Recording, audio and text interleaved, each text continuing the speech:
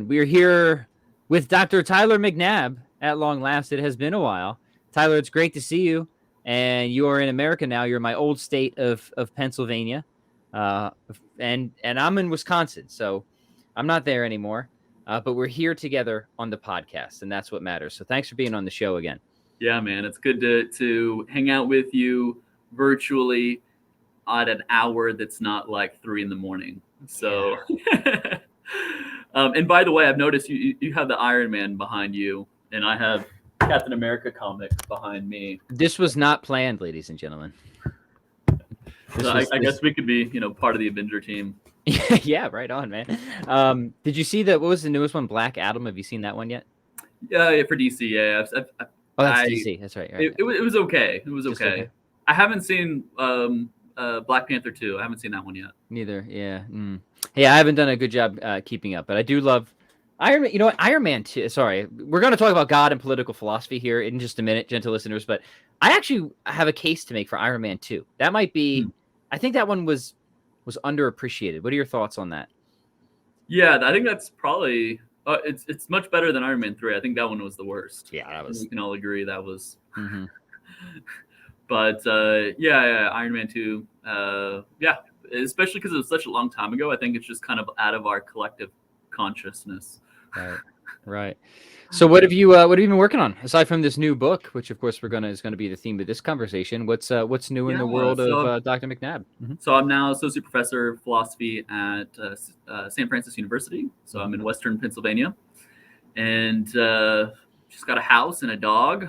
Wow. And of course I already have a nice collection of kids. Treat them like Pokemon. just got to catch them all. Yeah, I've been playing Scarlet, by the way. It's pretty good. Oh, okay. Yeah, I haven't played it yet. And I've got a new with John Greco and Jonathan Fuqua, a Cambridge Handbook to Religious Epistemology that'll come out in the spring. Oh, cool. Most likely, and then already in the indexing, finished indexing, already in the kind of final proofs, getting the proofs in and so forth on that. Yeah, so that's good. And I have a chapter coming out in Rob Kuhn's and Jonathan Fuqua's Rutledge volume on classical theism, where me and Eric Baldwin team up again and kind of explore whether or not various Eastern religious traditions can make sense of classical theism, or perhaps have room for classical theism, because typically it's that's not the case, seen as not the case. So that's pretty much, I think, everything that's coming out in the near future. Yeah, exciting stuff. And I'll have to bug you to come on to chat about some of that. The volume on religious epistemology sounds especially interesting. So is there excited about that volume. Is there a tentative release date for that one yet? I think just sometime spring is what we're looking at. I mean, it's already written up. We're just waiting for production proofs, that sort of thing. And so it's already pretty far in the process, and it turned out really well. I think everyone's going to be pretty excited about it. The quality of essays and kind of new innovative essays and stuff that it consists of. It should be quite, should make for some good reviews, I hope. Yeah. I was just lamenting to a guest the other day. Is like, man, I read so much on epistemology, and I still don't know what I think, and I really don't. I just go in circles all the time. So maybe I know you read Bergman, so just believe whatever he says, pretty much. Well, the issue I have with Bergman's account is maybe it's just the meta-circularity. That does seem like an issue to me. Can you convince me that it's not? Yeah, it's not. Right. And maybe you want to explain to people, what we're talking about here. But the whole book, you're referencing his book on radical skepticism, and it is a very good book. I think it's a great book on the topic. But at the end of the day, if you to give the summary, he tries to deal with the meta-circularity issue by just calling it a benign skepticism. If you take the right attitude to it. And that just doesn't satisfy me. Yeah, go ahead. Yep. If you're not doxastically sort of like, in an existential crisis, so to speak, if you're not like super worried about, if you just have like lots and lots of confidence, right? You think your belief's uncontroversial, he's fine with circularity. It's only when like there's actual real question about whether or not your belief is true, that the circularity becomes problematic.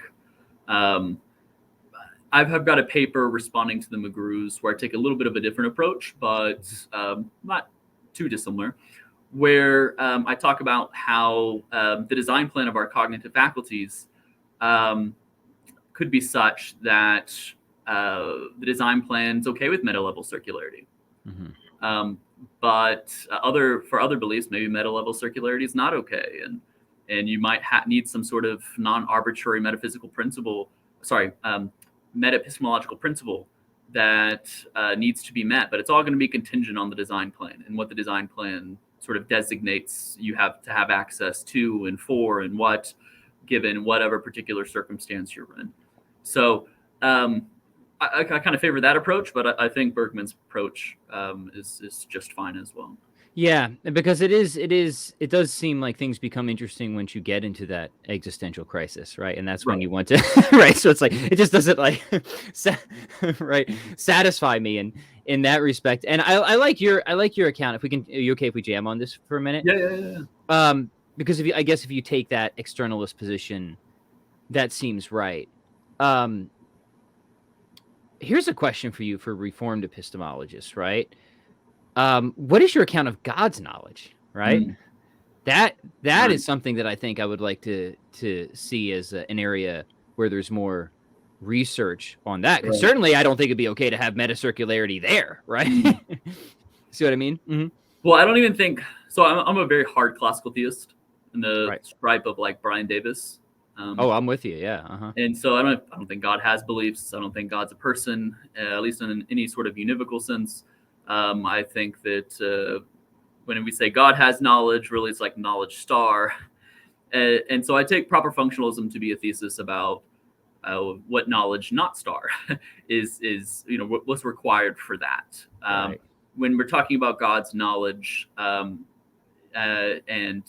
God not having beliefs and that sort of thing, I think that we need to be really careful not to anthropomorphize. Because the whole notion of function with classical theism, like right away, I think we're gonna run into issues there. Right. Right. So I think when we're talking about God having beliefs and knowledge, I'm worried that we're actually expressing certain unarticulated equivocations, because actually what God has isn't knowledge; it's knowledge star. And what God doesn't have beliefs. Maybe being metaphysically simple. Maybe we can talk about God having something like beliefs or something functioning as beliefs, but I think all this gets quite metaphysically deep, and so it doesn't bother me, and I don't think, like, on a view where we say God's not a thing, but rather the grounding of all things. I don't expect to be able to understand the epistemology of God.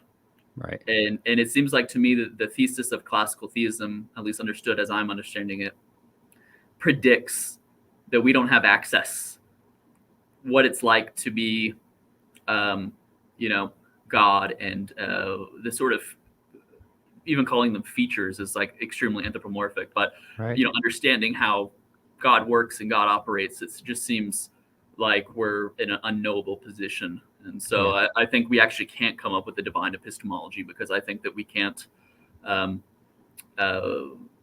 we can't understand God's essence. So you take a sort of Mysterian approach there. Yeah, that's so in our paper with Mike DeVito, where we talk about God's foreknowledge, this is the sort of view that we espouse in it's an article in the International Journal of Philosophy of Religion. We basically try to avoid the divine foreknowledge human freedom problem by saying this. Like, maybe divine foreknowledge understood anthropomorphically would be in conflict with freedom, particularly PAP. But who's to say that's the case with what God has as knowledge 2, or whatever you want to call it.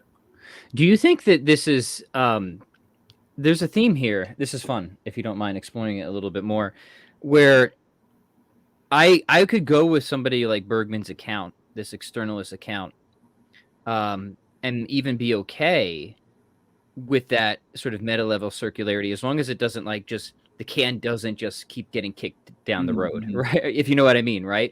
If it is cashed out in a sort of classical theistic paradigm where we can't even have a divine epistemology, right, but we have reason to say, okay, the buck must stop here somehow, right?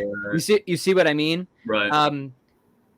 That takes away some of the issues I would have with just a bare Bergmanism, if that makes sense. Right? Sure. Do you see what I'm getting at? Yeah, no, for sure. And especially we're talking about like this way, like via design plans, right? Right.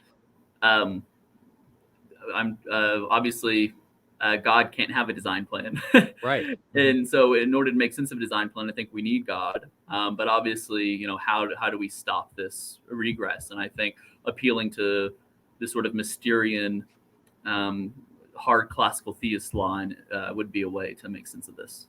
Yeah. That's good. That's helpful. And at some point, maybe we could even revisit that theme in a separate episode. That'd be a fun one once the religious epistemology book comes out, actually. But for now, you have a new element out. I love the elements, by the way. They're always just like such good, like kind of snack size, right? That's right. Little things. So tell us about this project. How did this come about? What are you trying to argue in this book? Give us the lay of the land, and we'll get into some of the details. Yeah. So the first element that I published was on religious epistemology. This one is on God and political authority, or the nature of political theory. And so it's a little bit of a different bit. I've published now a little bit in political philosophy, but it's not sort of my main thing that I've been focusing on most of my career. But yeah, I got asked. The general editor of the series contacted me and said, "Hey, you want to do an elements book?" And I was just like, "Sure." Here are a couple of ideas that I could do an elements book on. One of them actually was classical theism and Eastern philosophy. But he seemed to really like the idea of God and political theory. There's not a lot of stuff on like political theology, especially from like an analytic perspective. Yeah. You've got like Kevin Ballier and Wolterstorff, and that's two guys you probably referenced the most in your element. That's right. You got a couple more figures probably. But it's quite slim. So he said, yeah, go ahead and write it up. And so the first chapter was sort of regurgitating / expanding my essay I did with Jeremy Neal in the European Journal of Philosophy of Religion, where we talk about an argument for God's existence from the nature of political authority. And I think we even talked about this. We did. This was a while ago, but I remember that being a very fun episode. Yeah. So the idea is that I think we have like strong seemings. Most of humans, at least, have strong seemings that the government has authority over its citizens, at least to some degree. And where do they get that authority, or how can we make sense of them having authority is the question, right? And so if we're going to really do justice, if we're going to be realist about these things, where do we go from here? And so there are different political accounts, right? Secular theories for political authority. There's classic social contract theory. There's hypothetical social contract theory, which is somewhat of an improvement on traditional contractarianism. There's consequentialist accounts. So there are these various attempts, natural law accounts that don't utilize God. So this is a new sort of area that I looked at in this chapter, which I didn't look at in the previous paper. And I basically argue that they all fail for reasons. So I can go into that real briefly, just kind of summarize. Yeah. I think that'd be super, super useful and fun. Okay. So social contract theory, if anyone's familiar with philosophy, probably you're familiar with it, right? Think Hobbes and Locke and Rousseau. And those sorts of guys. Where the idea is that different sort of articulations of this, but the very basic idea is that when you get two individuals, or at least two different individuals, or maybe a massive community, right? They come together and they form a contract, right? One sort of glossing of this says when a community comes together and creates a contract, a sort of a state is created. Another account says no, it's when individuals come and they make a contract with the state, then there's obligation there to obey the state. And so the idea is that I'm going to transfer over some of my rights. I have natural rights, right? In a state of nature, I have the right to my my property, who I am, whatever I make with my hands, I have the right to keep you mix your labor with it, right? That's right. And so, so I have these rights, but maybe I can like transfer or forego some of my rights if you promise, as the state or as a community, maybe we do this collectively together, to protect me and maybe to kind of help me out in areas that I'm insufficient in. And so I'll forego some of my freedoms in response. You give me certain protections or privileges or aid that I need, require. And so, hey, if you do this, then guess what? You're good to go. Then we have a justification for why you ought to obey the state, right? Of course, there's this classic problem that Locke deals with, where what happens to those who never like actually visibly, officially, right, say, all right, state, I'll make this deal with you, right? Make some sort of explicit agreement with the state. And, are you obligated to obey the state? And Locke comes out with this implicit agreement idea where, by utilizing the resources of the state, you're implicitly giving consent to the state. Similar, we could say, when you go into a restaurant and you're eating the food of the restaurant, you're implicitly agreeing that you're going to Pizza Hut buffet. Is that what you have in mind? Exactly.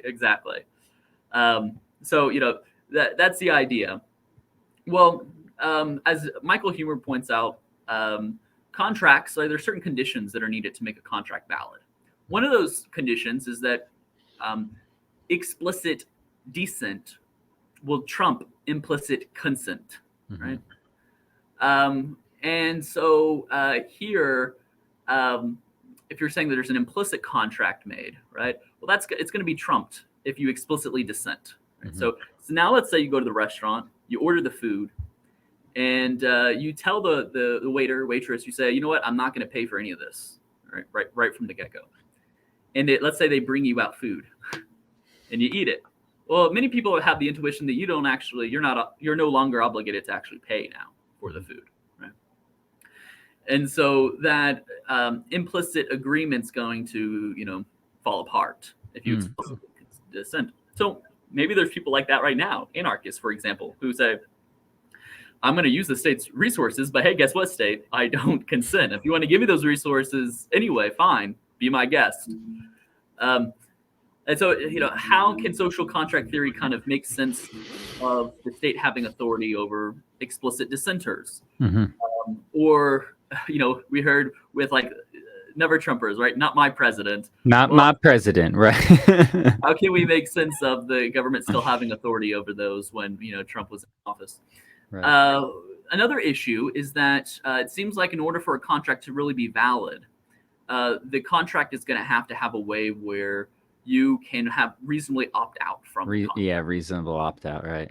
That's right. And so like when it comes to our citizenship, there really is no reasonable way to opt out.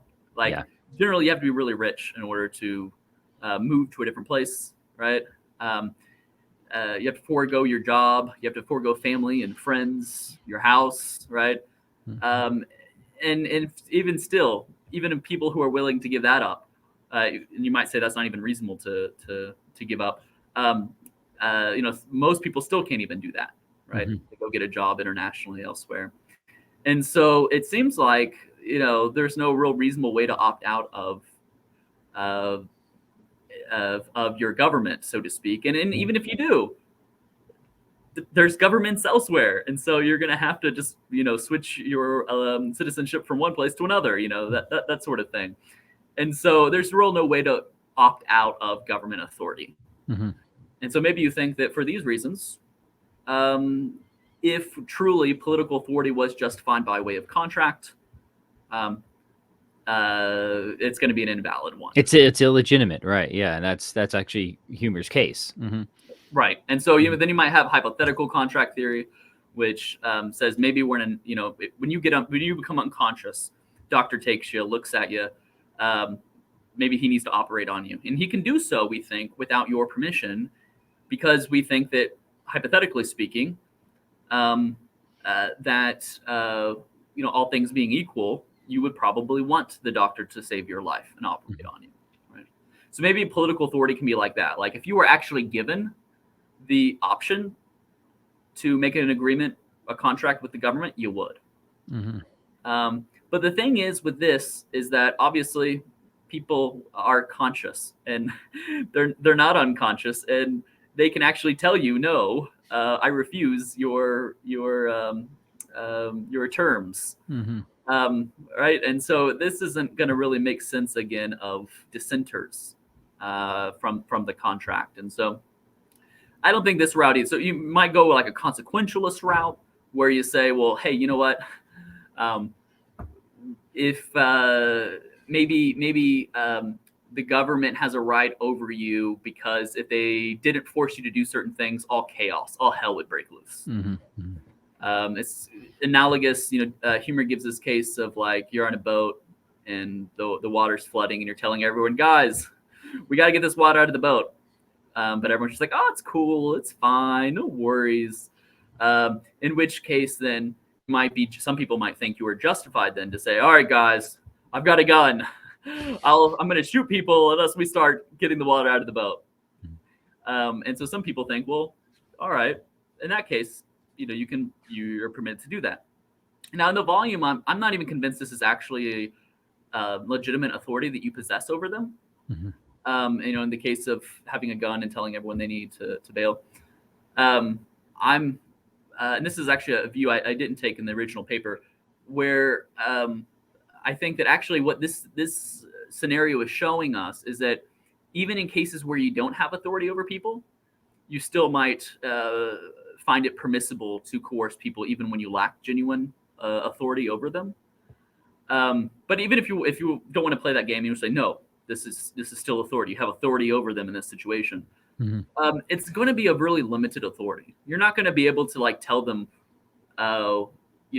what if we're talking about the government, you're not going to be able to justify like establishing cultural laws or financing space exploration or the arts, or maybe even sophisticated highway structures and so on and so forth with your tax, with the government authority, right? You're only going to be able, if the whole thing is like, hey, listen, the government can have authority over us, because if it doesn't, all hell will break loose. People kill each other and rape each other. Right. So like a night watchman state or something, right? Yeah. That's right. It's not going to be a robust state. Yeah.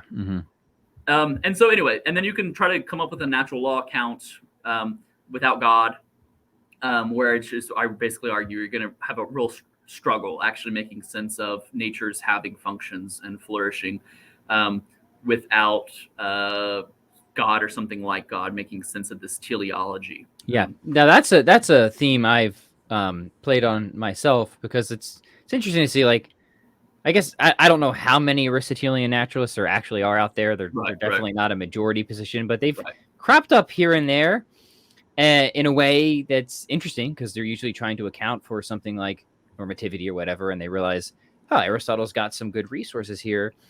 But to me, that account has always seemed so contrived and ad hoc. Like, if you're a naturalist, you're supposed to be like operating according to a broad scientism, and that's supposed to constrain your epistemology, and all that was supposed to do away with essences and teleology. And now we're just like hauling it back in, right, for a good time, right? That just seems really contrived, right? Like, and sure, you can complicate a theory all you want in an ad hoc way, but then I think you're going to lose whatever the sort of privileging to be a naturalist in the first point. You might undercut some of your motivation for being a naturalist, if that's the route. So that is one way you could attack it. Another way is just to simply say, listen, scholars of Aristotle and Aquinas say that teleology is central to understanding their political thought. And if you can't really make sense of teleology, you can't make sense of functions and natures without God, then this is going to be a non-starter. And so that's the kind of route that I take. And so then I compare all this to a religious account of political authority, a non-secular account from Wolferstorff.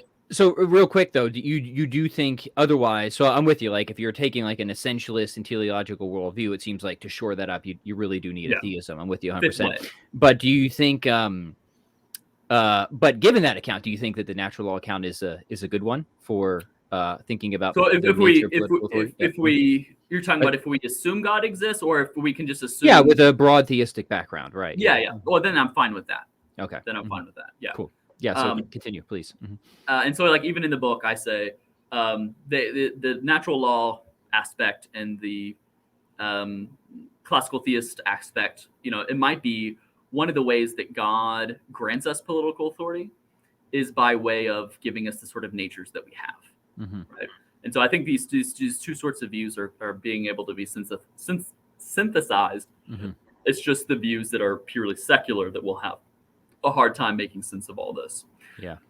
So I juxtapose these views with Walter Storff's view and the Mighty and the Almighty, where Walter Storff says, God grants political authority to the nations, and they have, in this case, robust authority for our flourishing. And so they have a job to seek peace and flourishing for us. And if they don't, maybe they lose that authority, Walter Storff thinks. And, I think his reading of Calvin's, similar. It's a sort of performance-based authority, where if, kind of like in Chinese political philosophy, you can lose the mandate of heaven, right? And one of the signs you're losing the mandate of heaven is you're getting destroyed and demolished, and someone else is coming up and sort of has the momentum and seems to conquer you. And so I think that this is quite suited for Romans 13, Wisdom 6, for my deuterocanonical fans out there, and think that this allows us to have really robust authority, right? Not just minimalist authority, but robust authority. Like the government has the right to tax you and to create cultures, to create with that art museums, right? To pass laws that have to do with morality, even private morality. And so, I think that most people in the world, not everyone, but most people in the world generally think that the states do have this right, that governments do have this right. And so this account, I think, if you're going to be realist about your seemings, you think it's veridical, and you think these other accounts will fail, but theism passes the bar, then it seems to be some evidence for theism. It seems like, let the hypothesis be theism, let evidence E be the evidence that many states have a genuine, robust political authority. It seems like T predicts E better than not T. Right. And so, this seems, that's the first chapter, basically. I just summarized the first chapter. And so once I kind of make this case, give a political argument for God's existence, I then say, all right, how should we then view, if God is what establishes political authority, how should we view God's relationship to political authority in more detail? Right. And so look at classical liberalism, neoliberalism, look at Marxism, and I look at nationalist movement and Islamic and Catholic political theologies, and kind of try to see which best fits with what we know about the world and with God grounding that political authority. Yeah, very cool. I want to turn to that here in a second. I was just talking earlier today with my previous guest on relations and normativity, and I think it plays pretty well into what we're talking about here, and the state itself.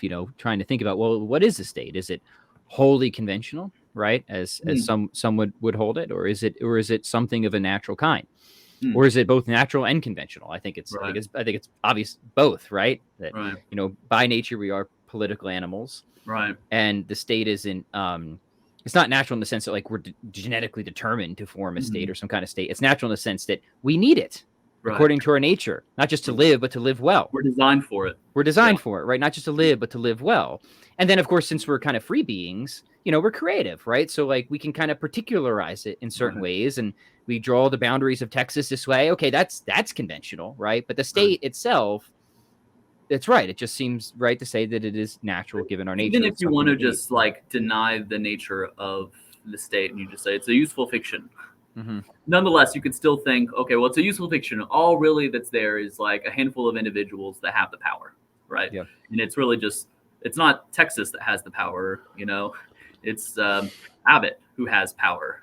And so whenever we say Texas does this or Texas does that, really we just mean Abbott does this, or Abbott plus the Congress, Texas Congress does this, right? Well, fine.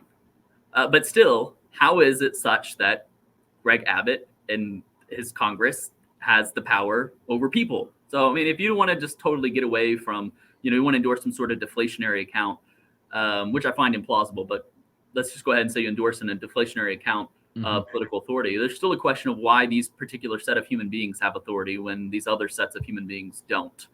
And of course, in a democracy, you might go that route. Democratically elected or something like that.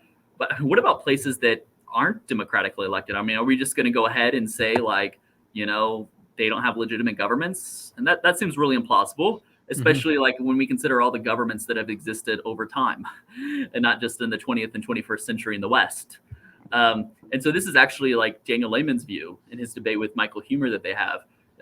He takes a view that it's like democratically elected governments that have rights over their citizens, and that's like an essential criterion that needs to be met in order for the state to have robust authority. And I just take that to be implausible. Yeah, I agree with you there, and I also agree with you that I think that the natural law account within a theistic framework is I think probably the best way. At least it's the only way I've ever been able to make sense of it. And I'll tell you, for people who aren't familiar with my background, man, I came this close to being an anarchist, right?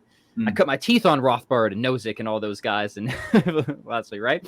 But then, like, there's just like those seemings were too strong, honestly, especially when it came to issues with children, right? Right. That was like, and I just got to start turning the ship the other way somehow, right? And and this account, it was really one of the only ones that seemed, in fact, somebody who's really good at kind of bringing it down to basic level was Mortimer Adler. He's got a lot on Aristotle's view of the state and stuff like that, that like reading him at the time was just very helpful for me. So if people want his book, like 10 Philosophical Mistakes, has a nice little chapter on it in there. But anyways, I'm getting distracted. Let's go back to your book now. So keep us moving on the analysis here, right? So looking at liberalism. So basically, I try to praise all of in some ways, right? Try to give praise to various different competing theories about God's relationship to the state and the state's role given our nature and so forth. So talk about how liberalism has actually created a lot of prosperity and wealth. I think the world economically is getting better, right? I know that's going to be controversial to some of you, your listeners, perhaps, but I think it could do a lot better than what it's doing now by not being so liberal. But I think generally, if we're like talking about what I talk about in the book, there was this kind of sudden change, this sudden shift that happened with prosperity, with a handful of nations in the 1800s. And one explanation is basically free trade and capitalism. It's the explanation for why they got wealthy. It's called the Great Divergence, and why people were just kind of left in the dust. And so, I mean, I think there's a lot of explanatory power with that. But also with liberalism, I do think that it's ripe for exploitation of the human person. Yep. Whether it be human abortion, or exploiting the worker, where you're seeing these people as means to an end, right? You're seeing these people as merely they get you profit. That's all they are. Or exploitation of the climate and the environment around us, where again you're just all about making money, right? That shareholder model, and you're like, my properties, my rights, and I got to make more of it. And so in some ways, capitalism can be perverted and so forth. And so for other reasons, I critique kind of Rawlsian and Nozick type of accounts of political authority. I specifically argue that Rawls accounts can actually be co-opted by like a Plantagenet, and as he defines what's do a lot of that co-opting. I like that about you.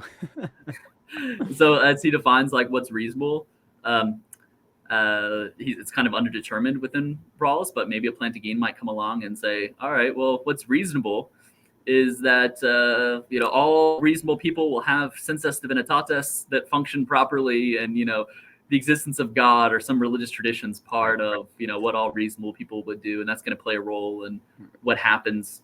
That's the thing. That's the thing that's so valuable at Plantinga, is that he actually gives you an account of what reason and reasonableness is. Where it's so overlooked in so many of these debates, where the term is thrown out, but like you haven't given us any idea of what is actually meant. In fact, this was Plantinga's like big critique of Mackey's book, right? He's like, oh, Mackey's book is about what is more reasonable to you, but he hasn't at all once given us an account of what that actually is or should be. And one of the things I think is brilliant about Plantinga is he could like cast, not to get sidetracked again, but you could say like it might not be reasonable to go with like a Mackey or somebody like that, because it might involve certain doxastic perversities to reject certain arguments, right, on certain lines. So anyway, all that to being said, I think what you're doing there with the co-opting is good, because I'm actually quite inclined to Plantinga's notion of how he understands reason and stuff like that. So I think applying it in these different areas is actually like a very useful and fruitful thing. So that's just cool to see you doing that.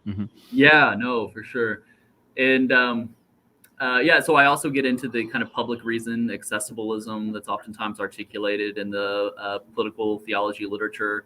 So there's an idea that if you're going to really endorse coercive policy on citizens, maybe the reasons that you're utilizing for coercion need to be shareable by everyone or accessible to everyone, and what does that look like? And so kind of get into various theories. Right? Do they have to be secular, completely secular in nature, or on Kevin Vallier's model, it's a convergence model. They can actually be religious in nature, but is that really true to the Rawlsian sort of framework that it was born in? And so there are all these questions that I try to answer. So then moving on to the other accounts, because I know you have things to say about Marxism and nationalism and how we don't feel like we have to cover absolutely everything in a single podcast, but any other highlights from that section? Yeah. So with Marxism, basically, I say, what about the Great Divergence? I praise Marxism for its concerns about exploitation of the worker and the environment, which I think oftentimes does happen with capitalistic systems. And I actually argue that it's consistent, at least with broad theism. Might be some forms of Marxism might be consistent with Catholicism. That's for someone else to debate. Obviously, the church does rule out communism in various forms as a legit political authority, but so maybe that's reason to not prefer communism. But ultimately, just like, no, it seems like maybe we should sacrifice GDP for the well-being of our society or for the flourishing of who we are. That it's not an end in itself, but it's rather a means, right, for our flourishing. Yeah. But and the temptation or the risk, as we so see, of putting the sort of material ends or the natural ends over and above the supernatural end as well. Like maybe we should speak about that a little bit, because that's significant, right? Right. So there are. That's what integralists like to focus on. Right. Exactly. So the integrals are going to pick up right there. But ultimately, at the end of the day, I think you're going to have to wrestle with the idea that freer markets, even if you don't want to call it a free market, freer markets do seem to bring in prosperity, which you might think is in tension, at least with certain Marxist theories. With nationalism, I think some of I call like bare or minimal national thesis, which is just that you should, just like I care for my children more than, and I make sure that their needs are provided before I provide the needs, and be concerned with others' needs, right? Other family needs. It seems right to me. I'm fine with saying this, I don't think it's racist at all to say that like we should care about our nation, right? And its needs before we look at the needs of other nations. Now, that's not to say we shouldn't help other nations, right? So this is where I'm going to be in a lot of disagreement. A lot of nationalists tend to be isolationists, and I think that's actually immoral. And we do need to help other nations. and other people groups, there's time for intervention. But if you're just making some sort of priority claim, that seems totally fine with me. Right. And then what? And if you think that expressing some sort of shared identity as well will help make the nation more unified and prosperous, so the culture wants to emphasize certain things, not talking about race whatsoever, but maybe certain moral values, maybe certain religious traditions, certain holidays, certain languages. I think that's totally appropriate and fine. And so if that's all you mean by nationalism, like, sure, I've no qualms with that. I mean, it'd be weird to be like nationalism is inherently evil, and yet like you look at Israel in the Old Testament, and it's a little awkward there. But if by national, so a lot of nationalists will also kind of accept a further tenet, which I actually do want to reject, which is that we shouldn't be interested in how the concept of goodness is developed in other traditions, in other nations. We're worried about building our own conception of the good, right? And I think that's just antithetical to standard Christian and Islamic orthodoxies, where we see we should be in Christianity. We should be baptizing the nations, teaching them all what Christ has commanded. All the nations need to kiss the Son, or they'll perish. Like we should go out and actually change and influence other nations' conception of the good. Yeah. And so this is where I think that bringing in some of the integralist tradition, which I take to be a minimalist thesis, just that the state can be utilized, can be called by the church to do some of its bidding for religious reasons, right? Not just for natural reasons, but for supernatural reasons. Right. And so obviously that's going to look really different. I mean, if there's certain integralists out that I would distance my view from, who end up endorsing like lots of, just full on, like the state can take away your children for not attending mass, stuff like that. Like that I want to run up against. But I mean, if all you mean is like you have a state that the church says, all right, state, it's time. You should go ahead and declare Christ as king, or that you should go ahead and submit in some way to the church, right?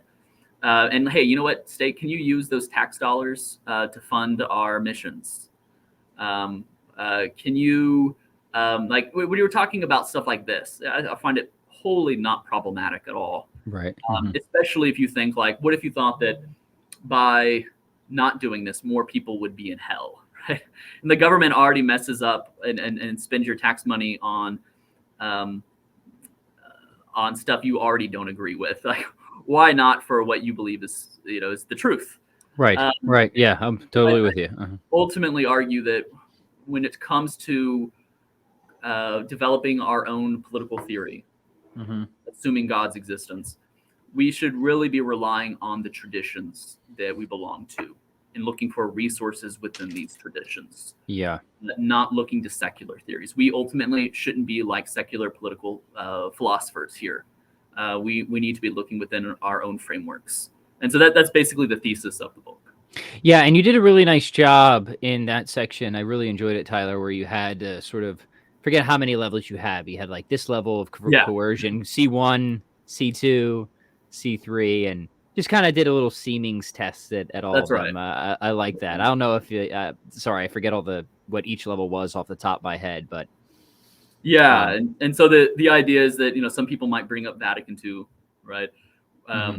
DH, where it seems to maybe not be so keen on the church utilizing the state for its bidding, in which you have people like Thomas Pink who argue that, well, that's actually in reference to the state in its natural kind. It's states that are not in a relationship with the church, and it's also addressing like people and their natural rights sans baptism. but you could also just make the case that actually what it's condemning are these like much more like coercive or more invasive coercions, not these sort of more minimalist coercions. Sabbath laws are another one that I have to be totally down with. This state making laws from the church's bidding on this. Yep. So yeah, I mean, there's a difference between these types of things and burning heretics. And so what I sort of end up, right? I don't come out and say kind of this is my view. What hopefully I imagine the reader will come away with is kind of, at least my intuitions are at the state of a kind of this more minimal integralist kind of view of things. So anyway, that's ultimately what's gone there. Wow, that was great. So let me ask what direction you think this can be run in, and maybe it's both, because you could go from political authority to theism, but do you think that it's just as legitimate to go from theism to political authority? Right, absolutely. Yeah. So let's say you have independent reasons for believing God exists. Maybe the contingency argument, maybe it's properly basic for you, whatever. And then you might think, well, hey, God exists, and it seems pretty reasonable that he has authority, and it seems reasonable that he might give states authority to govern, right, for our own betterment.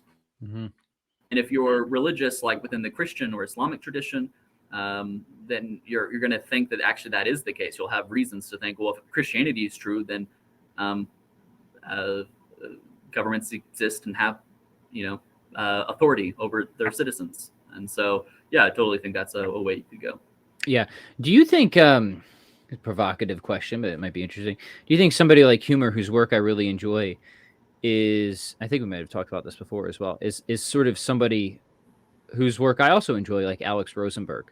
Yeah. What they help you, what I think they help you do is to see what I think are the pretty straightforward consequences of a particular starting point. Right. And I think they're both very good thinkers. And That's I right. think that they draw out those consequences really well.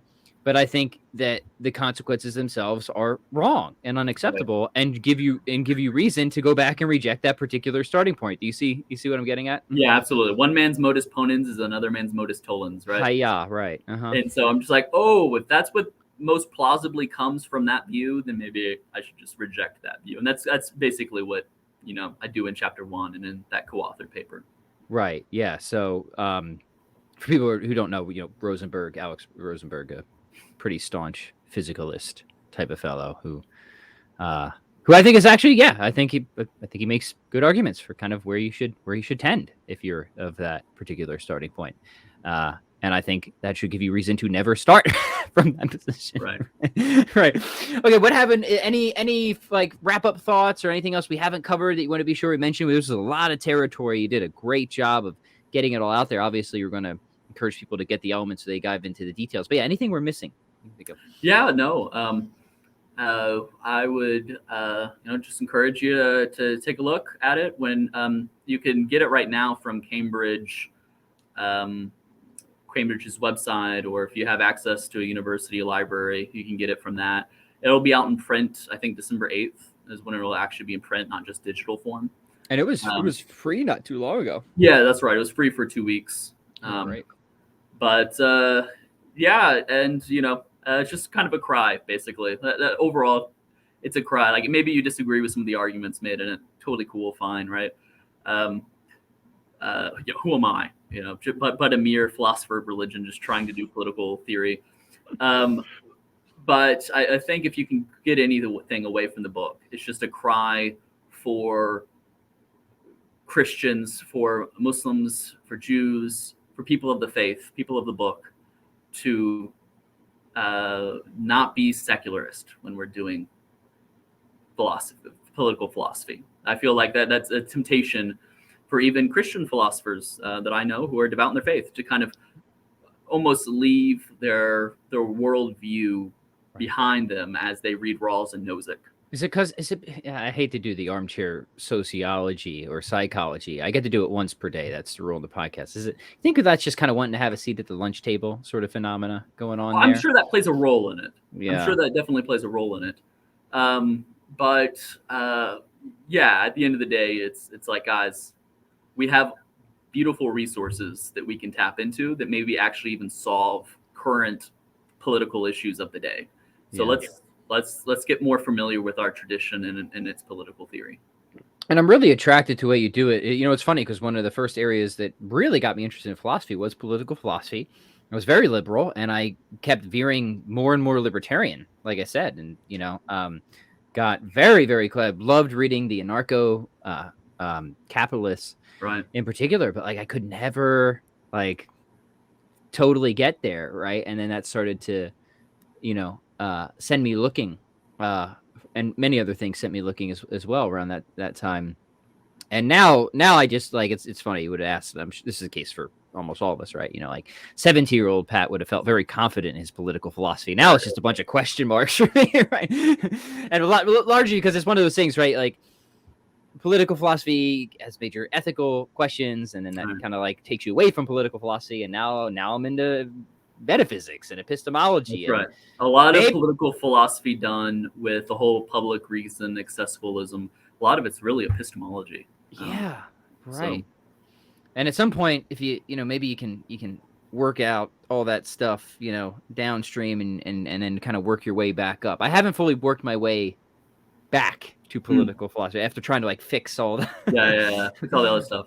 Yeah. But you're giving me a lot to think about. You're making me curious to scratch that itch again. So before we go, just remind people of your other resources, your other books, your website, and how people can keep up with. So TylerMcNabb.com, and or Phil Papers me, or academia.edu me, or Facebook me, or be on Twitter, and I'm on Twitter. Twitter account is, I'm actually reading now because I don't even remember what my Twitter handle is. It's Tyler D. McNabb. Got a little Vatican sign flag there. But yeah, if you have any questions, feel free. I'm more than happy to answer them.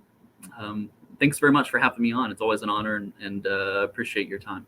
Thank you, Dr. McNabb, and we really appreciate your time. So, gentle listeners, please do connect with Dr. McNabb in all the relevant places. If you enjoy this podcast, like, share, comment, and subscribe. We'd love to hear your thoughts, and we'll catch you guys on the next episode. Fair